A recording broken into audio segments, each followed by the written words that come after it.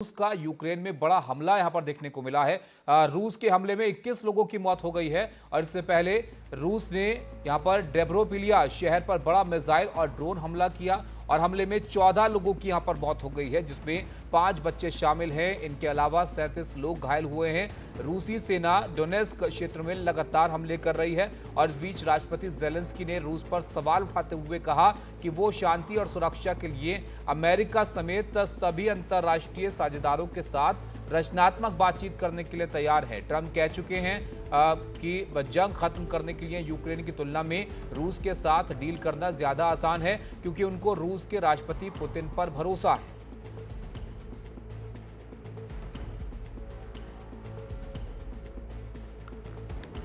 Uma, Trump तो यहां पर लड़ाई खत्म कराने की बात कर रहे हैं। ऐसे में रूस के ये हमले क्या इस मामले को और ज्यादा बढ़ा नहीं देंगे? क्या कोई हल निकलता हुआ इसका दिख रहा है और कितना नुकसान इस हमले में हुआ है?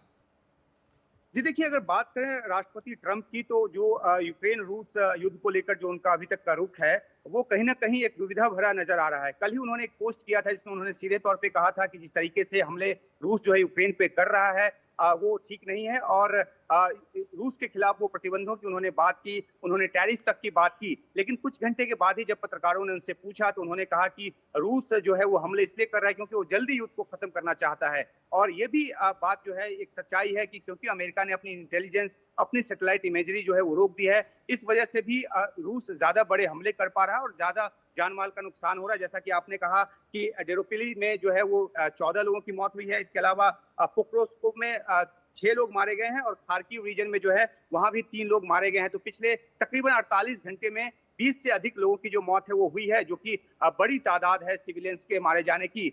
दूसरी तरफ जो है ट्रंप जो है वो लगातार इस बात को लेकर कह रहे हैं कि रूस के साथ डील करना ज्यादा आसान है। तो जाहिर सी बात है वो इसलिए समझा जा सकता है क्योंकि जो पूरा का पूरा समझौता जो ट्रंप कराना चाहते हैं, जी। वो कहीं ना कहीं रूस के पक्ष में झुका नजर आता है और रूस जो है इसलिए उनकी बात को ज्यादा मानता नजर आ रहा है। जबकि यूक्रेन को लगता है कि जो समझौता ट्रंप कराना चाहते हैं वो उसमें उसकी जमीन चली जाएगी, नेटो मेंबरशिप भी नहीं मिलेगी। इसलिए जो 11 तारीख या उसके बाद जो बातचीत होनी है सऊदी अरेबिया में, जिसमें कि जेलेंस्की भी शामिल होंगे और अमेरिकी प्रतिनिधिमंडल शामिल होगा, तो निगाह इस बात पर लेकर अटकी हुई है कि अब उस बातचीत में क्या दिशा अख्तियार होता है।